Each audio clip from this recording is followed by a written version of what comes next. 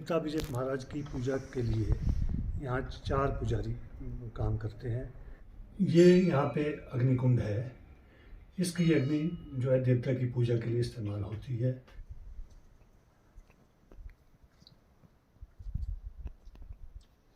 ये यहाँ पर इसमें पानी है, इस बावड़ी में नहीं। इस पानी का इस्तेमाल देवता की पूजा में होता है और इससे बाकी कहीं पानी इस्तेमाल नहीं होता इसका पानी। हम यहाँ पुजारी हैं और बुजुर्गों से लेकर हमारे दादा परदादाओं से लेकर पीढ़ी दर पीढ़ी हमारे बुजुर्ग यहाँ रहते थे। सभी व्यूवर्स को प्यार भरा नमस्कार। दोस्तों, श्री गुरुदेव परंपरा से जुड़ी लोक गाथाओं को प्रकाश में लाने के फलस्वरूप व्यूवर्स के तहे दिल से मिल रहे प्यार, स्नेह और जिज्ञासा ने देव संस्कृति सोपान में देवोत्थान जैसी पहल आरंभ कर दी प्रतीत होती है। इस प्रयास से हम न केवल देव संस्कृति और लोक संस्कृति को बचा पाने में कामयाब हो पाएंगे, बल्कि इस समृद्ध सांस्कृतिक धरोहर यानी बहुमूल्य विरासत को युवा पीढ़ी तक पहुंचाने में भी सफल हो पाएंगे। यह सार्वभौमिक सत्य भी है कि भावी पीढ़ी को जो संस्कार में मिलता रहेगा, वह उन्हीं नक्शे कदमों पर चलने की कोशिश भी करती है। यह ब्लॉग रिसर्च बेस्ड यानी अनुसंधान परक और देव संस्कृति और लोक संस्कृति के हैरत अंगेज कर देने वाले कर्तव्य से जुड़ा होने वाला है। ऐतिहासिक तथ्य पर जानकारी हासिल करने के लिए ब्लॉग के अंत तक बने रहना होगा। आप तभी सारगर्भित ब्लॉग का भरपूर आनंद ले सकते हैं।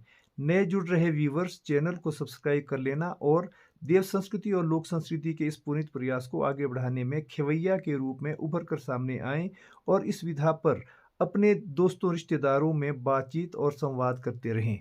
विगत ब्लॉग में लोक संस्कृति सेवी और सुधी युवा पीढ़ी के कुछ नौजवानों ने जेलदारी और नंबरदारी प्रथा पर संवाद कर जानकारी हासिल करने की इच्छा जाहिर की थी। व्यूवर्स की शंका का समाधान कर व्यूवर्स के ध्यान में यह तथ्य लाया जाता है कि इस परंपरा का सूत्रपात देव संस्कृति से नहीं हुआ है, बल्कि जेलदारी और नंबरदारी ब्रिटिश शासकों की देन है। ब्रिटिश सरकार ने हिंदुस्तान की आम जनता से राजस्व ग्राही के लिए सन 1840-41 ईस्वी को भू बंदोबस्त करवाया, जिसमें जिम्मेदारों की पहचान कर उन्हें 3 श्रेणियों में बांट दिया गया। बृहद भूभाग के मालिक और अच्छी मालियत के जिम्मेदारों को जेलदार और नंबरदार की पदवी से नवाजा गया। गांव से मामला ग्राही यानी राजस्व ग्राही गांव में कानून व्यवस्था बनाए रखने के लिए शासकीय तौर पर पुलिस की मदद, ब्रिटिश शासकों की बेगार, रजवाड़ों की बेगार आदि काम नंबरदारों को दिया गया था। एक गांव या फिर उसके साथ लगते उपगांवों को मिलाकर एक नंबरदार तैनात किया गया और इन्हीं कामों को निपटाने के लिए नंबरदारों से अवैतनिक सेवाएं ली जाती रही। इसके अलावा 40 से 100 राजस्व गांव पर एक अवैतनिक जेलदार भी रखा गया, यानी नंबरदारों की कारगुजारी पर नजर रखने वाले सुपरवाइजर को जेलदार कहा जाता था। ब्रिटिश सरकार की जेलदारी प्रथा स्वतंत्र भारत में सन 1952 ईस्वी में समाप्त कर दी गई थी, मगर नंबरदारी अभी तक भी जीवित है। यह काफी लंबे संवाद का पहलू है, जिसके लिए काफी समय भी अपेक्षित रहता है। अभी जेलदार और नंबरदार प्रथा पर व्यूवर्स को आरंभिक जानकारी उपलब्ध करवाई गई है। उम्मीद है कि इसे व्यूवर्स की जिज्ञासा शांत हो पाएगी। अब हम श्री गुरु विजय देव परंपरा की ओर रुख करते हुए व्यूवर्स को विजय देवता सराहा के मुखिया प्रदीप भंडारी के साथ हुई बातचीत से रूबरू करवाते हैं। देवता विजय महाराज की पूजा के लिए यहाँ 4 पुजारी काम करते हैं। एक महीने की इनकी ड्यूटी होती है। पूजा के लिए जो आग है वो यहाँ अग्निकुंड है, जिसमें ये धुनी जो है निरंतर जलती रहती है जब से ये मंदिर बना है। पूजा के लिए जल पास में एक बावड़ी है, वहाँ से लाया जाता है। उस जल को और कहीं प्रयोग नहीं किया जाता है, वो सिर्फ पूजा के लिए ही आता है। और देवता विजय महाराज के पास जो है बकरे भी है, 70-80 बकरे। आजकल वो सिरमौर गए हैं। सिरमौर में धनला जगह में एक जंगल है, जो देवता विजय महाराज के बकरे हर साल वहाँ सर्दियों के प्रवास के लिए जाते हैं। वो वहाँ पे भी देवता विजय महाराज की मलकियत भूमि है। और सरा में भी लगभग 130-35 बीघे जो है जंगल देवता विजय महाराज के अपने मलकियत जंगल है।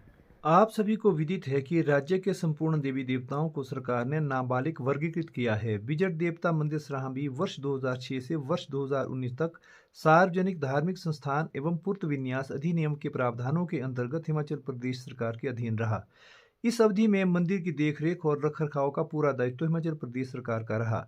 वर्ष 2019 के पश्चात विजय देवता मंदिर एक बार फिर पुरातन रीति रिवाजों की तर्ज पर चलाया जाने लगा। विजय देवता सराहा अतुल्य भू संपत्ति के स्वामी है। आज भी विजय देवता के नाम पर लगभग 130 से 135 बीघा भूमि पर देवदार के घने जंगल है। जनश्रुति है कि हिमाचल प्रदेश किराएदारी तथा भू सुधार अधिनियम के तहत विजय देवता का लगभग 500 बीघा जमीन मुजारों यानी किराएदारों के पास चली गई।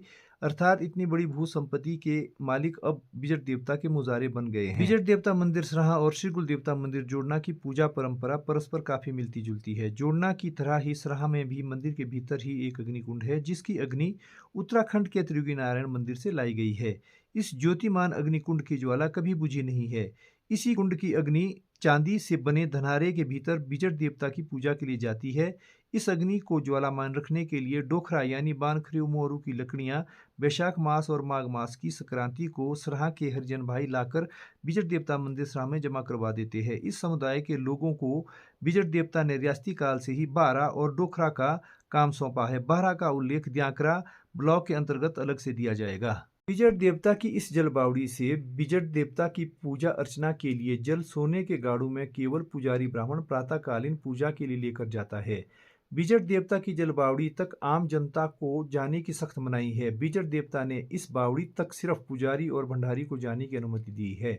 आम और खास जनता के किसी भी व्यक्ति को बावड़ी से जल लेकर जाना पूर्णतः प्रतिबंधित कर रखा है।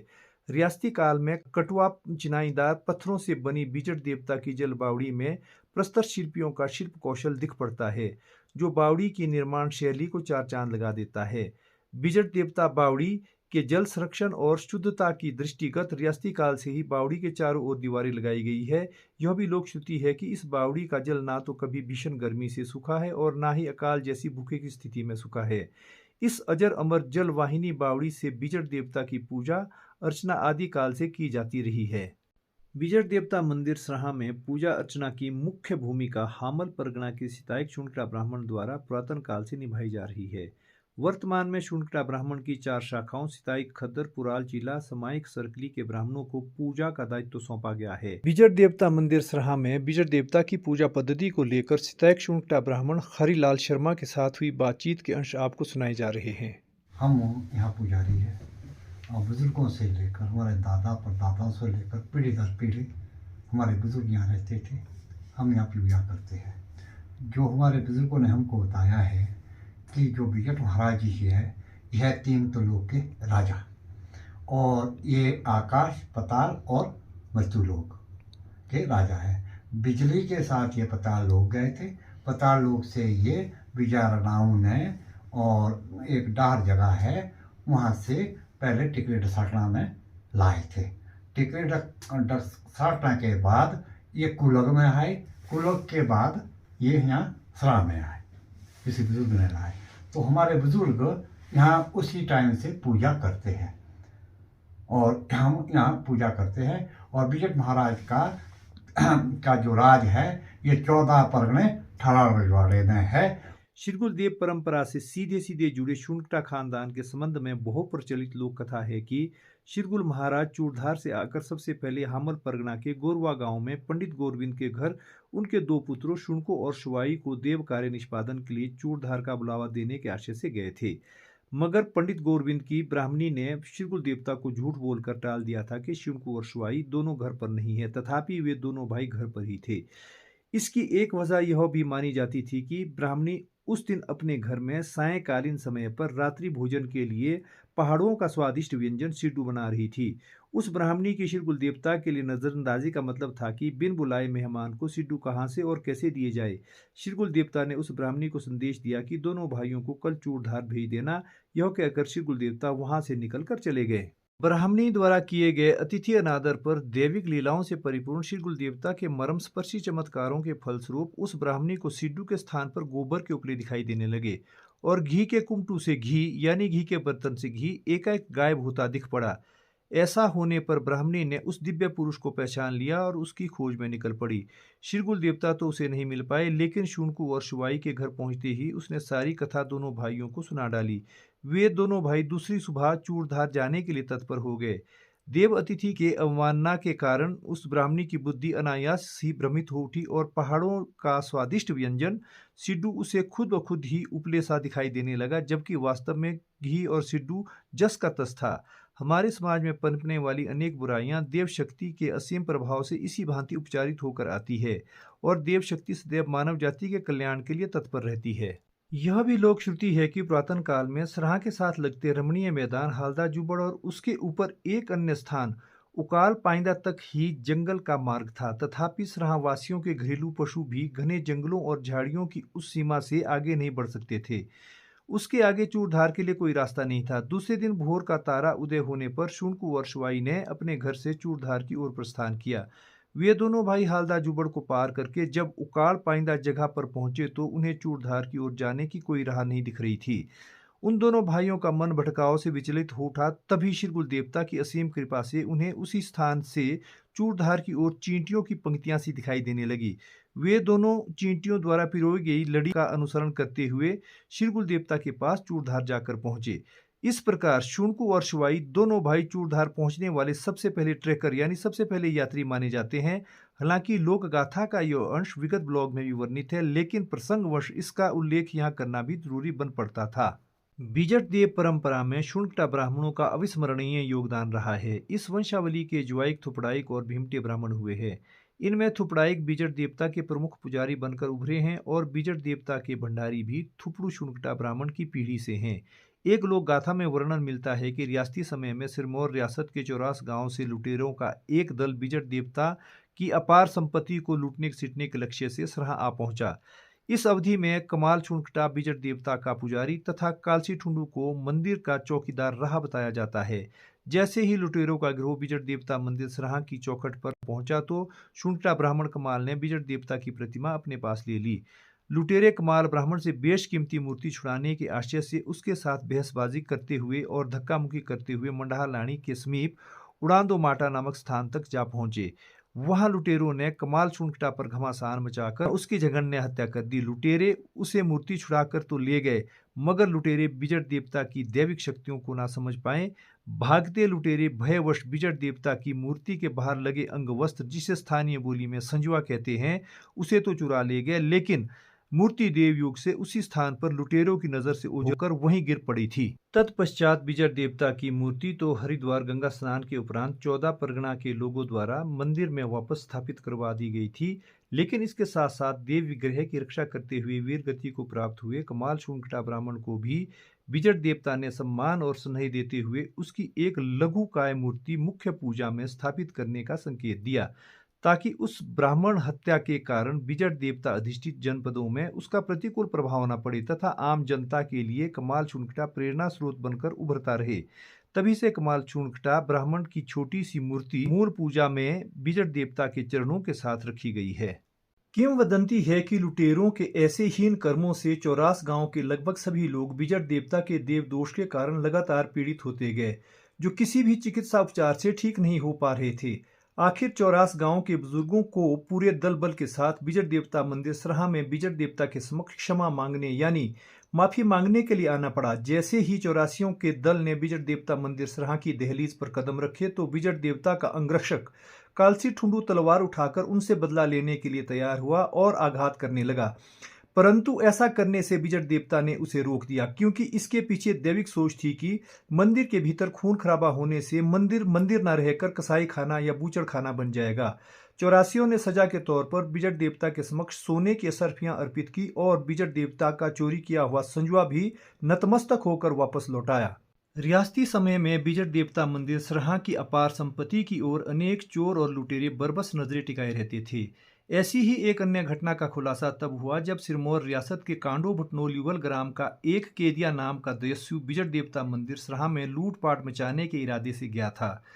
मगर बिजट देवता के अलौकिक चमत्कारों से केदिया के मंदिर में प्रवेश करते ही आंखों के सामने घोर अंधेरा छा जाता था। ज्यों ही वह मंदिर से बाहर निकल कर जाता था तो आंखों की दृष्टि पुनः ठीक हो जाती थी। चोरी की लगातार 3 नाकामयाब कोशिश करने के बावजूद भी केदिया को बिजट देवता मंदिर सराहां से खाली और निराश वापस लौटना पड़ा था। वीरता और रणकौशल का प्रतीक चांदी की 2 तलवारें आज भी बिजट देवता मंदिर सराहां के पूजा भवन में देखी जाती है। उनमें से एक तलवार छिंटा देवा की और दूसरी तलवार ठुंडू ठाकुर की बताई जाती है। बिजट देवता मंदिर में शौर्य और पराक्रम का प्रतीक एक ढाल भी देखने को मिलता है। बिजट देवता मंदिर में ढाल और तलवार का एक साथ होना मणिकांचन के योग की भांति दिख पड़ता है। जब भी बिजट देवता मंदिर से बाहर यात्रा पर निकलते हैं तो ठुंडू और छिंटा देवा अंगरक्षक बनकर अग्रिम पंक्ति में खड़े होकर बिजट देवता के आगे आगे चलते हैं। यहाँ तक कि जब बिजट देवता हरिद्वार गंगा स्नान या फिर द्यांकरा यानी 10 वर्ष के बाद जब शोभा यात्रा पर निकलते हैं तो पहला पड़ाव देवा छिंटा सर्कली के पास होता है। बिजट देवता का गुर यात्रा पर निकलने से पहले यह कह देता है कि अगले बीक सोरकली ओसो यानी पहला पड़ाव सरकली है। बिजट देव परंपरा में भंडारी पदवी का खासा महत्व रहा है। आज तक बिजट देवता के लगभग 50 के आसपास भंडारी रहने का अनुमान है, जिनमें से चुंटरा ब्राह्मण के थुपड़ाई खानदान से जोगी धर्मदास साध संतराम और अरुण भंडारी के पद पर आसीन रहे हैं। वर्तमान में मधुरभाषी और अत्यंत सौम्य और उदारशील व्यक्तित्व के प्रदीप बिजट देवता सराह के भंडारी है। इनके अलावा शेष छिंटा देवा के ही भंडारी रहे प्रतीत होते हैं। बिजट देवता मंदिर सराहा के अतिरिक्त सिरमौर के देवना और बांदल में भी बिजट देवता के आलीशान देवालय है। बांदल के बिजट देवता के चमत्कारों का तो लोकगीतों में भी खूब गायन हुआ है। किंवदंती है कि रियासती काल में कभी कभार पूर्णिमा और संक्रांति के अवसर पर सायंकालीन बेला में जब आंधी और तूफान के साथ बारिश होती थी तो मंदिर की छत के किनारों पर नीचे की ओर लटकती हुई खड़ूड़ियों से जब जल की बूंदें टपकती थी तो उनसे अनायास छोटे छोटे दीप प्रज्वलित हो उठते थे। ऐसा रमणीय करिश्मा ग्रामवासी बिजट देवता के लौकिक चमत्कारों के फलस्वरूप शुभ का संकेत मानते थे। उन्हीं दीपों को लोकमानस में गायन शैली के साथ खूब चित्रित किया गया है, जैसे बोड़ोले पानी रे दिवे बेनारना पूजा करण बिजटोर उबा किला के दोइनोरा हुंदा नोयरे रा घाटो बेनारना पूजा करण बिजटोर तेरे होले बे पूजग देवा थोनगे रे भाटो बेनारना पूजा करण बिजटोर। इन मंदिरों के अलावा शिमला, सिरमौर तथा सोलन जिला में बिजट देवता के असंख्य मंदिर स्थापित हैं, जो बिजट देवता की समृद्ध सांस्कृतिक धरोहर को दर्शाते हैं। इस ब्लॉग में इतना ही। अगर आपको यह ब्लॉग अच्छा लगा हो तो वीडियो को लाइक करना और अधिक से अधिक लोगों से संवाद करने के बाद शेयर करना, ताकि नए व्यूवर्स देव कहानी के आशय और उद्देश्य को समझ पाएं। हर हर शिरगुल, घर घर शिरगुल।